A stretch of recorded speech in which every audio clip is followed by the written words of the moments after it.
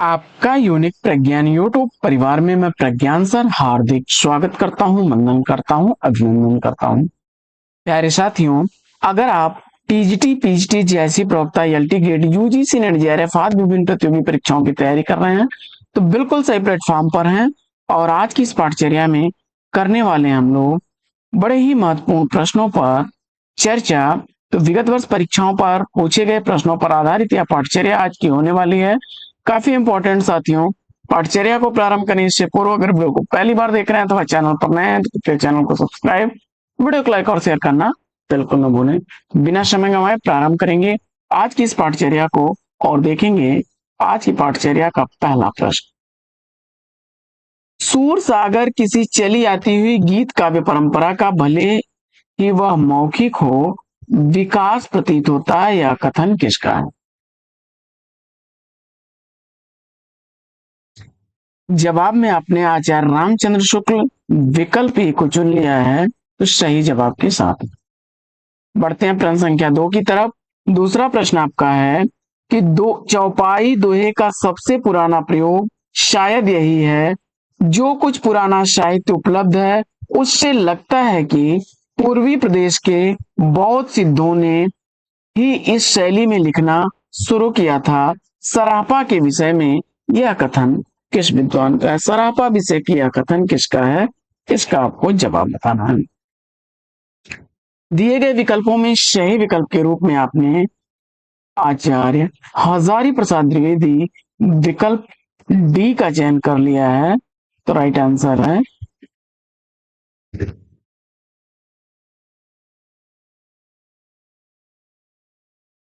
प्रश्न संख्या 3। तीसरा प्रश्न है चंदन सुमेलित कौन सा नहीं है?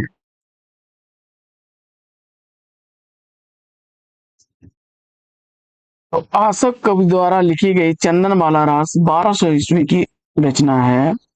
स्थूल भद्र रास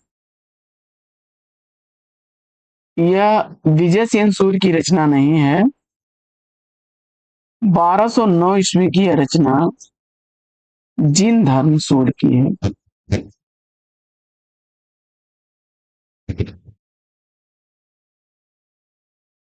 उक्त व्यक्ति प्रकरण दामोदर पंडित का है। 12वीं सदी का पूर्वार्ध और वर्ण रत्नाकर ज्योतिषवी ठाकुर का है 1324 ईस्वी। आगे बढ़ते हैं और देखते हैं प्रश्न संख्या 4। चौथा प्रश्न है कि आचार्य शुक्ल की दृष्टि से कौन सा कथन सही नहीं है?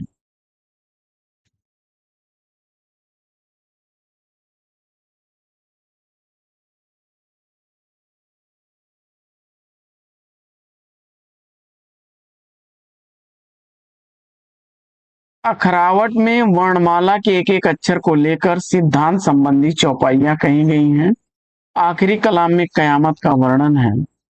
पद्मावत में प्रेम गाथा के परंपरा पूर्ण प्रवणता को प्राप्त मिलती है, यह भी कथन सही है।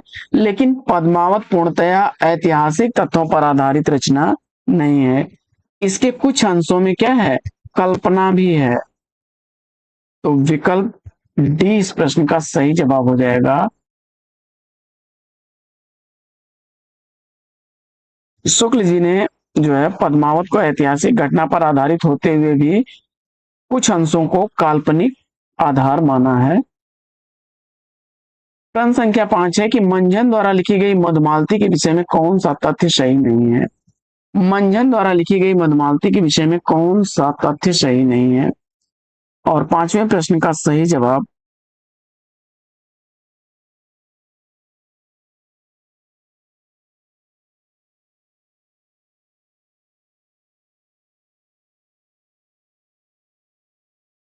तो इसकी कथा पूर्ण रूप से ऐतिहासिक ही नहीं है, बल्कि इसमें क्या है?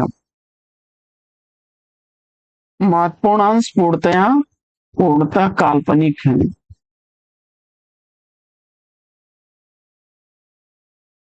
विकल्प इसका ए राइट आंसर हो जाएगा। कल्पना पर आधारित है। बाकी भारत इसमें भारतीय काव्य रूढ़ियों का प्रयोग किया गया है। अन्य सूफी काव्यों के समान ही इसमें प्रेम को ही सब कुछ माना गया है और इसमें 5 अर्धाली चौपाइयों के बाद दोहे का प्रयोग है। ये तीनों कथन इसके सही थे। प्रश्न संख्या 6। छठवां प्रश्न है कि कबीर दास ही ऐसे मिलन बिंदु पर खड़े थे जहां से एक ओर हिंदुत्व निकला है और दूसरी ओर मुसलमानत्व। कबीर विषयक उक्त मान्यता किसकी है? छठे प्रश्न का सही जवाब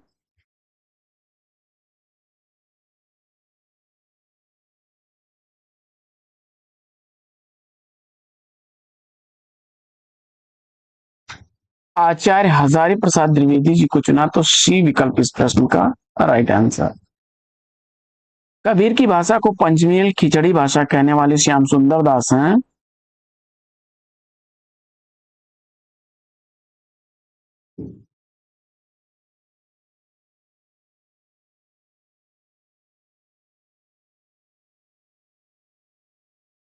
शुक्ल शुक्ल जी ने लिखा इनके संदर्भ में कि कबीर ने अपनी झाड़ फटकार के द्वारा हिंदू और मुसलमानों के कट्टरपन को दूर करने का प्रयास किया।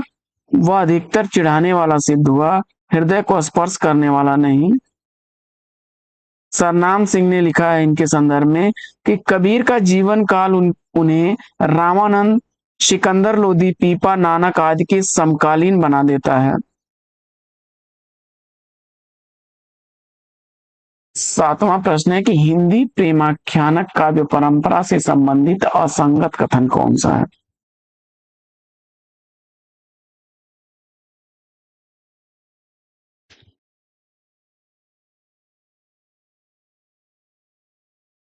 तो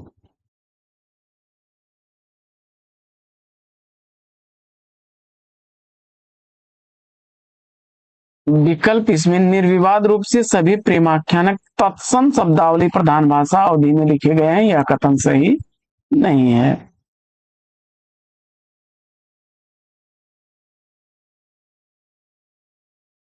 ये काव्य प्रबंधात्मक शैली में रचित है, ये तो सही है।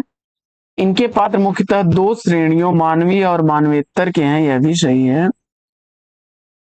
प्रकृति का जो है इसमें आलंबन और उद्दीपन दोनों रूपों में वर्णन मिल जाएगा और अवधी भाषा का अधिकांश प्रयोग हुआ है, किंतु उसमें जो है भोजपुरी का भी प्रभाव मिलेगा, ब्रज भाषा का भी प्रभाव मिलेगा और इनकी काव्य में मूल भावना प्रेम है, यह भी सही है। दोहा चौपाई छंदों की प्रधानता रही है। प्रश्न संख्या 8। आठवां प्रश्न है कि निम्नलिखित के आधार पर सही विकल्प का चयन करिए। कबीर जो कुछ कहते थे शास्त्रीय ज्ञान के आधार पर कहते थे, उनकी उक्तियां बेधने वाली और व्यंग चोट करने वाले होते थे।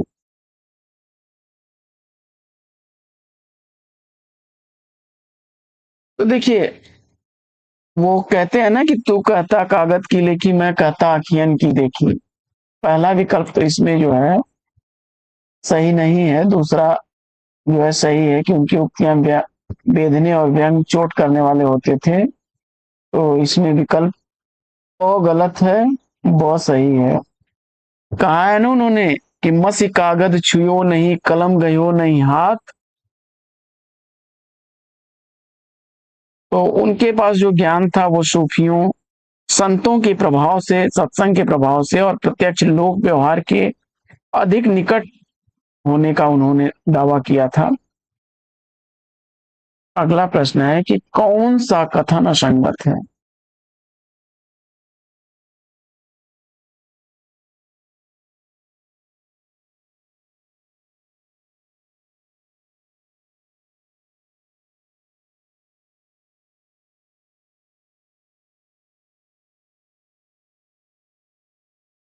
तो कृष्णगढ़ नरेश महाराज सावंत सिंह की प्रसिद्ध भक्त कवि नागेरदास हैं, यह कथन सही है। फिर नागरौनगढ़ के राजा संत पीपा के स्वामी रामानंद से दीक्षा ली थी, यह भी सही है। लेकिन जम्मनाथ ने अपने आदर्शों के प्रचारार्थ ब्रह्म संप्रदाय की स्थापना की। ब्रह्म संप्रदाय के संस्थापक कौन? मध्वाचार्य को जाता है ना, मध्वाचार्य।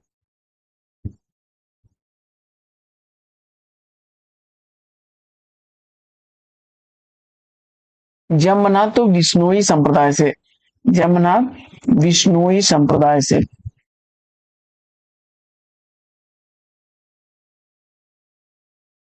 विष्णुई संप्रदाय, जमनाथ का विष्णुई संप्रदाय था। ब्रह्म ब्रह्म संप्रदाय के प्रवर्तक आचार्य कौन है? मध्वाचार्य हैं। सहजोबाई ने ब्रह्म तत्व का निर्गुण सगुण निरपेक्ष अनिर्वचनीय स्थिति का अनुभूत पूर्वक परक वर्णन किया है, यह कथन सही है। आगे बढ़ते हैं और देखते हैं अगला प्रश्न। प्रश्न संख्या 10 है कि पुष्ट इमारत को जहाज जात है सो जाको कुछ लेना हो सो ले। सूरदास की मृत्यु के सन्निकट जाकर ये शोक करता वचन किसके हैं? तो सूरदास की मृत्यु पर यह वचन था विठलनाथ का।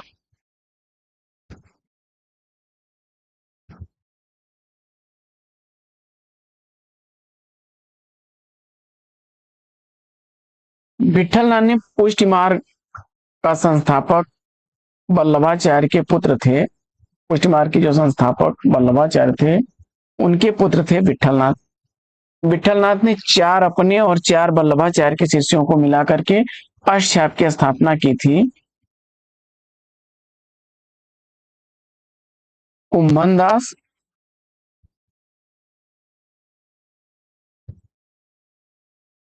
सूरदास, परमानंद दास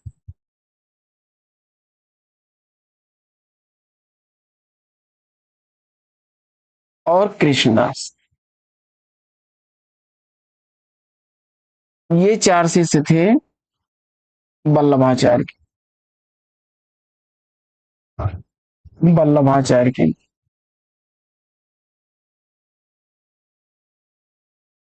और इनके अलावा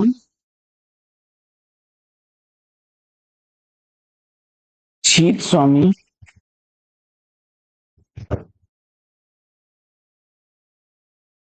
गोविंद स्वामी,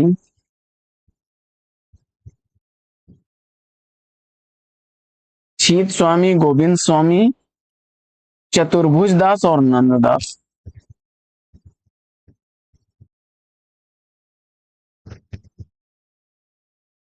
ये 4 शिष्य थे विठलनाथ के।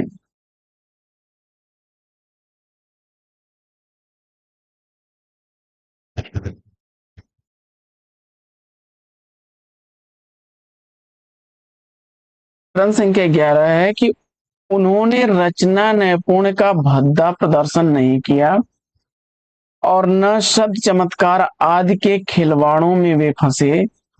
उनकी सी भाषा की सफाई और किसी कवि में नहीं। शुक्ल जी का यह कथन किस कवि के संदर्भ में? प्रश्न संख्या 11 का सही जवाब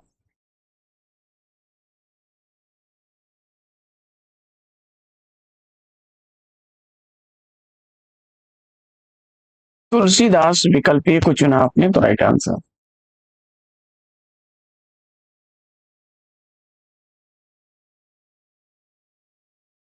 जायसी के संदर्भ में शुक्ल जी ने लिखा था कि जायसी बड़े भावुक भगवत भक्त थे और वे अपने समय के बड़े ही सिद्ध और पहुंचे हुए फकीर माने जाते थे। गणानंद के संदर्भ में शुक्ल जी ने लिखा था कि प्रेम मार्ग का ऐसा प्रवीण और धीरज प्रतीक तथा जवादानी का ऐसा दावा रखने वाला ब्रज भाषा का कोई दूसरा कवि नहीं हुआ। अगला प्रश्न है कि कवित विवेक एक नहीं मोरे सत्य कहूं लिखी कागत कोरे, यह विनियोक्त किस कवि की है? बाल कांड से अवतरित यह पंक्तियां तुलसीदास की हैं। रामचरितमानस के रामचरितमानस के बाल कांड से अवतरित यह पंक्ति थी। कबीरदास की चर्चित रचना है बीजक। सूरदास की है सूर सागर। रहीम की है मदनाष्टक। 13वां प्रश्न है कि भाषा भूषण की रचनाकार। प्रश्न संख्या 13 का सही जवाब शिवराज भूषण, भाषा भूषण ये रचनाएं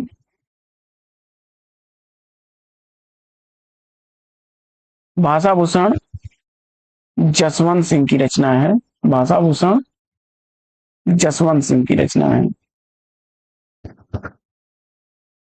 भूषण की है शिवराज भूषण।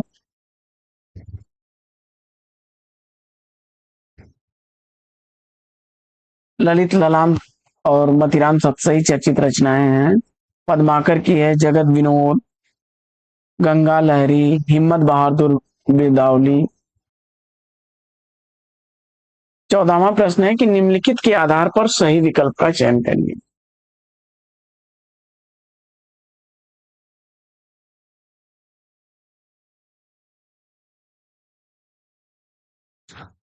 निर्गुण भक्त में गुरु को वही महत्व प्राप्त है जो साधना के अन्य रूपों ज्ञान मार्ग, सगुण भक्ति या रहस्यवाद में प्राप्त है। और निर्गुण भक्ति का आलंबन निराकार और अगोचर है तथा सगुण भक्ति का आलंबन साकार एवं गोचर है। तो 14वें प्रश्न का सही जवाब क्या बनेगा? निर्गुण भक्ति में गुरु को वही महत्व प्राप्त है जो साधना के अन्य रूपों ज्ञान मार्ग, सगुण भक्ति और रहस्यवाद में प्राप्त है। निर्गुण भक्ति का आलंबन निराकार और अगोचर है तथा सगुण भक्ति का आलंबन साकार और गोचर है। दोनों ही तथ्य इसके सही हैं, तो विकल्प सी के साथ आप राइट आंसर पर हैं। आगे बढ़ते हैं और देखते हैं प्रश्न संख्या 15। 15वां प्रश्न है आपका कि मूल गोसाई चरित की रचनाकार कौन?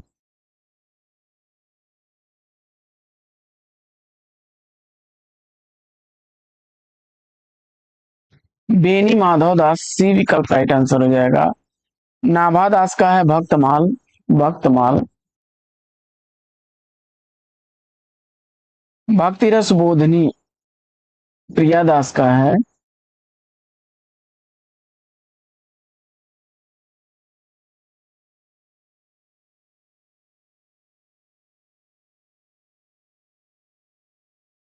अगला प्रश्न है कि राजस्थान से संबंधित संत संप्रदाय, संत भक्त संप्रदाय नहीं है, कौन सा?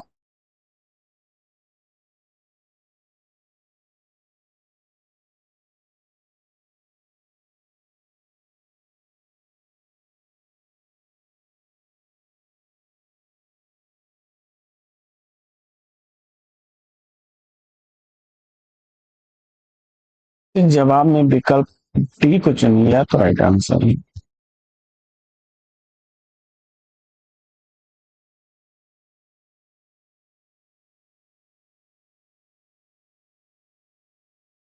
कबीर पंथ का केंद्र काशी रहा है।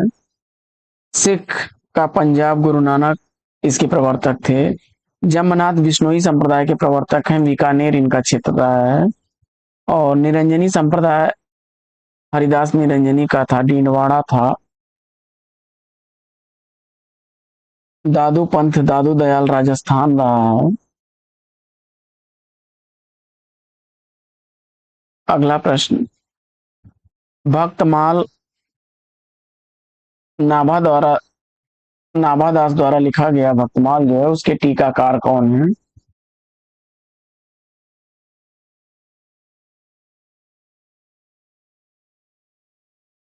प्रिया दास को सेलेक्ट किया आपने, तो राइट आंसर है विकल्प बी।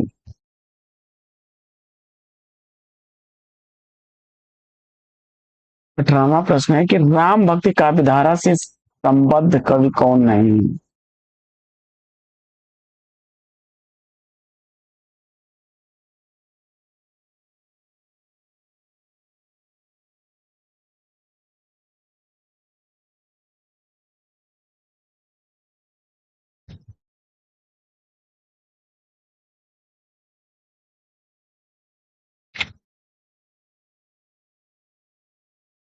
गदाधर भट्ट जो है ये कृष्ण काव्य धारा से संबंधित है। बाकी स्वामी अग्रदास और हृदय राम, प्राणचंद चौहान, ये लोग राम भक्ति काव्य धारा से संबंधित हैं। प्राणचंद चौहान का रामायण महानाटक अक्सर पूछा जाता है। हृदय राम का हनुमान अष्टक और सुदामा चरित चर्चित रचनाएं हैं। अष्टयाम, हितोपदेश स्वामी अग्रदास की रचनाएं। अगला प्रश्न है कि इनमें से कौन सा कवि ज्ञान मार्गी विचारधारा से संबद्ध नहीं माना जाता है। 19वें प्रश्न का सही जवाब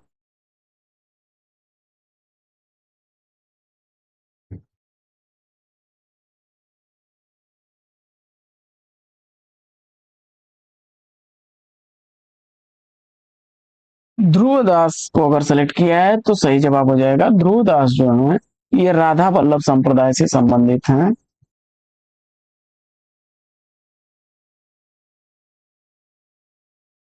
राधा वल्लभ संप्रदाय से संबंधित है।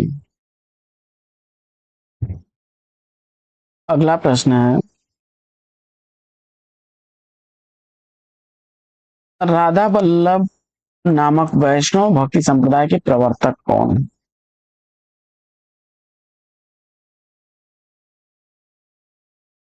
हित हरिवंश को आपने चुना तो विकल्प 20 का सही जवाब हो जाएगा। वल्लभ संप्रदाय वल्लभाचार्य का है।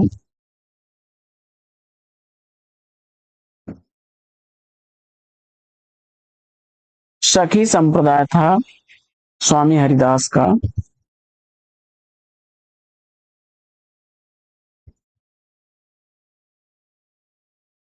गौणी संप्रदाय था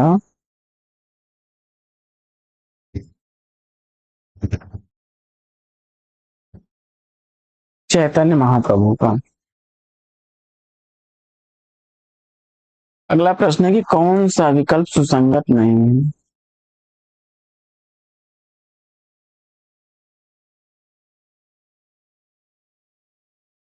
कबीर परिचय अनंत दास की, ज्ञान समुद्र सुंदर दास का, ज्ञान दीपक दरिया साहब का, ज्ञान बोध रामानंद की रचना नहीं है, मलुक दास की रचना है।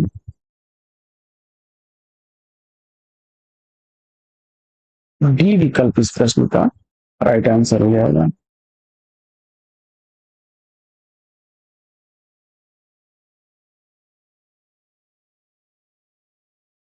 अगला प्रश्न है कि संत दादू दयाल की शिष्य परंपरा से असंबद्ध संत कौन है।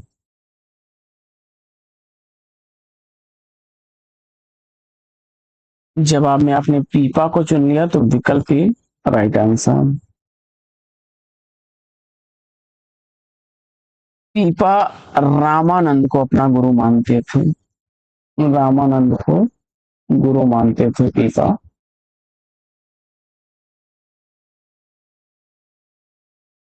दादू दयाल ने जो है दादू संप्रदाय की स्थापना की थी, जो दादू पंथ के नाम से प्रसिद्ध है।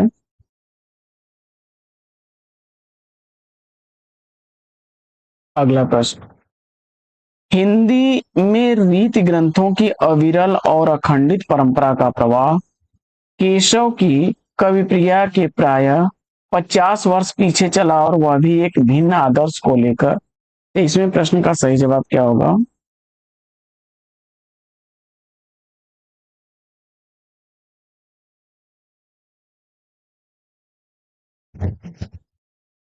आचार्य रामचंद्र शुक्ल, विकल्प डी को चुना तो राइट आंसर है।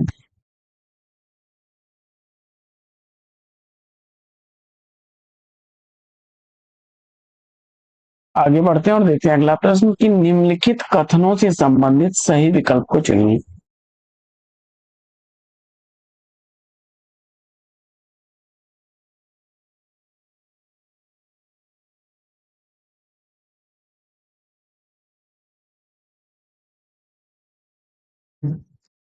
रीति कविता राजाओं और रईसों के आश्रय में पली है।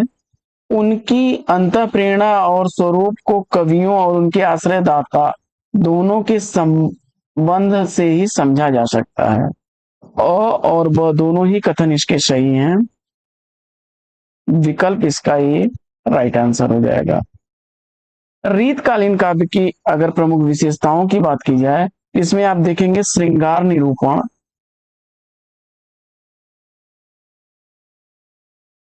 श्रृंगार निरूपण, लक्षण ग्रंथों की प्रधानता, लक्षण ग्रंथों की प्रधानता, अलंकारिकता,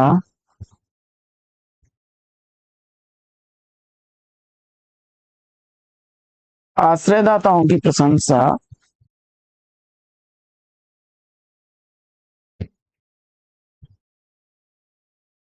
आश्रयदाताओं की प्रशंसा, ब्रज भाषा की प्रधानता,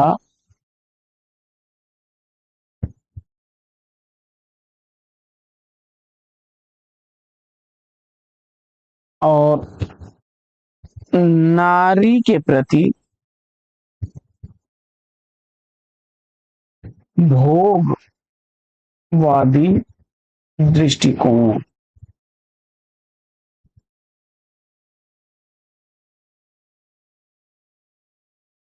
अगला प्रश्न संख्या 25 है कि असंगत विकल्प का चयन करिए।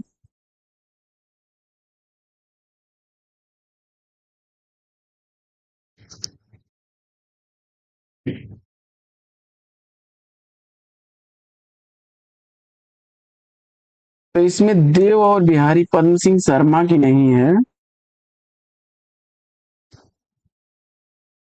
यह पुस्तक जो है कृष्ण बिहारी मिश्र ने लिखी थी।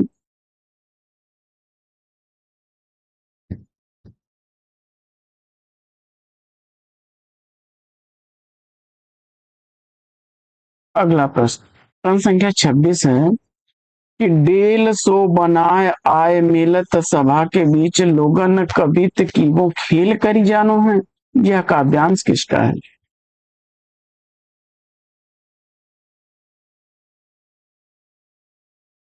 तो ठाकुर, विकल्प सी को चुना आपने, तो राइट आंसर है।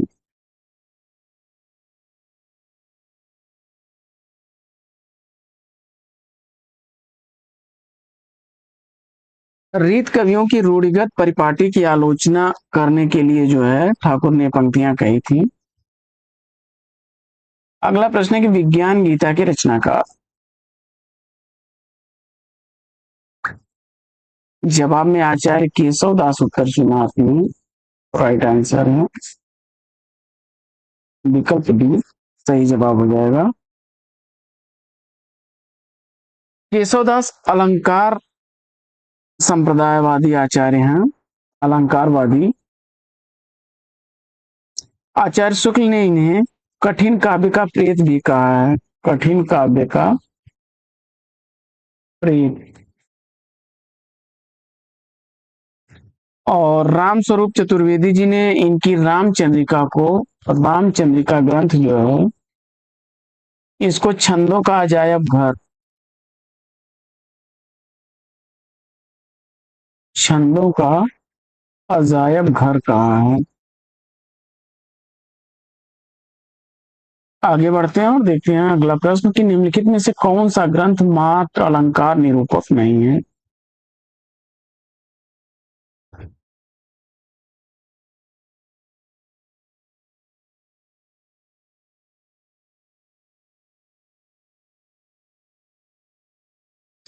तो चिंतामणि द्वारा लिखे गए कवि कुल कल्पतरु को विकल्प सी को चुना, चिंतामणि द्वारा लिखा गया है, राइट आंसर हो जाएगा। कवि कुल कल्पतरु जो है इसमें 1133 पद हैं, 1133 पद हैं, 8 प्रकरण हैं इसमें। पहला प्रकरण जो है वो काव्य के भेद और काव्य लक्षण से संबंधित है।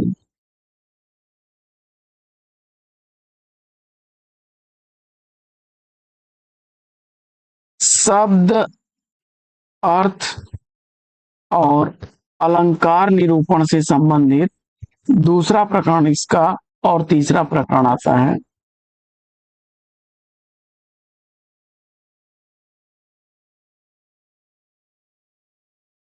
बढ़ते हैं आगे और देखते हैं अगला प्रश्न। प्रश्न संख्या 29 है कि कौन सी रचना मात्र पिंगल छंद निरूपक है?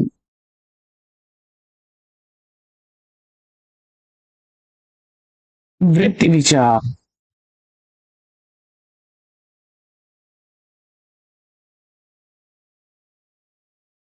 डी विकल्प राइट आंसर। अगला प्रश्न है प्रश्न संख्या 30। कौन सी रचना रस नायक नायिका भेद निरूपक नहीं है?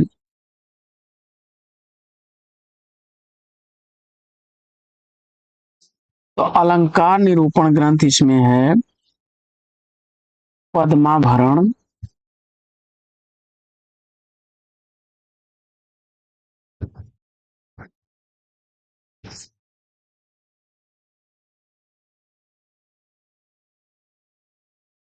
प्रश्न संख्या 31 है कि सर्वांग विविध काव्यांग विवेचक आचार्य कौन नहीं है? प्रश्न संख्या 31 का सही जवाब।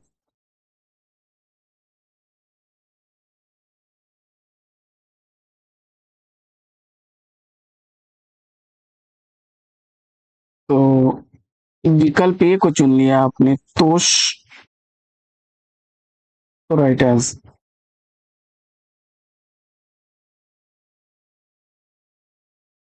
सर्वांग निरूपक कवियों में सोमनाथ, इनका जो है रस पीयूष निधि,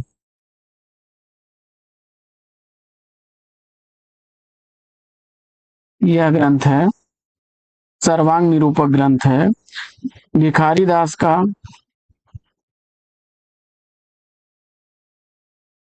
काव्य निर्णय,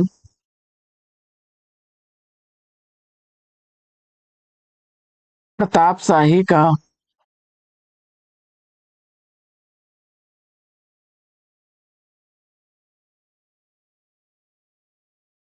काव्य विलास,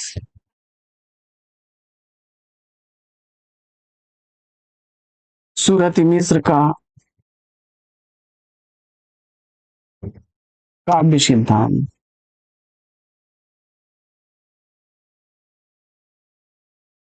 अगला प्रश्न है कि रीत काल के विषय में कौन सा कथन सही नहीं है?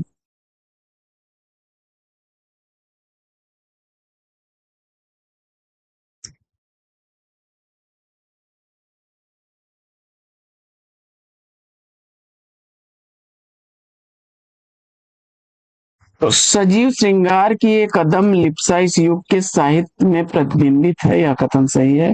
कुछ रचनाओं में मुख्यतः काव्य सिद्धांतों को छंदोबद्ध किया गया तो कुछ लक्षण मुक्त हैं, यह भी कथन सही है। और इस काल के रीति ग्रंथ लक्षण ग्रंथ संस्कृत लक्षण ग्रंथों की छाया से पूर्णतया मुक्त नहीं है भाई, यह कथन सही नहीं है। सी विकल्प इसका राइट आंसर हो जाएगा। रीत काव्य के विकास में तत्कालीन समाज राजनीतिक सामाजिक परिस्थितियों का महत्वपूर्ण योगदान रहा है, यह सही है। अगला प्रश्न है कि आचार्य लोग तो कविता करने की रीत सिखलाते हैं, मानो वह संसार से यह कहते हैं कि अमुकामुक विषयों के वर्णन में अमुक प्रकार के कथन उपयोगी हैं और अमुक प्रकार के अनुपयोगी, यह कथन किसका है? प्रश्न संख्या 33 का सही जवाब मिश्र बंधु विकल्प बी को चुन लिया आपने, तो राइट आंसर। आगे बढ़ते हैं और देखते हैं अगला प्रश्न। अगला प्रश्न है कि मतीराम जी रसराज के समान पद्माकर जी का भी काव्य रसिकों और अभ्यासियों दोनों का कंठार रहा, वास्तव में यह श्रृंगार रस का सार ग्रंथ सा प्रतीत होता है। शुक्ल जी का यह कथन पद्माकर की किस रचना के संदर्भ में है? जगत विनोद, सी विकल्प राइट आंसर। आगे बढ़ते हैं और देखते हैं अगला प्रश्न। अगला प्रश्न आपका है कि भक्तिकालीन राम काव्य धारा के विषय में असंगत कथन कौन सा है?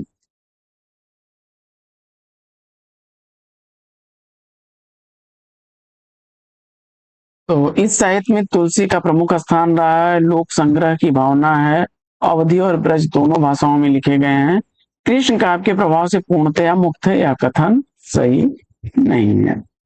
डी विकल्प इसका राइट आंसर हो जाएगा। तो साथियों, प्रैक्टिस सेट कैसा लगा कमेंट्स करके जरूर बताइए।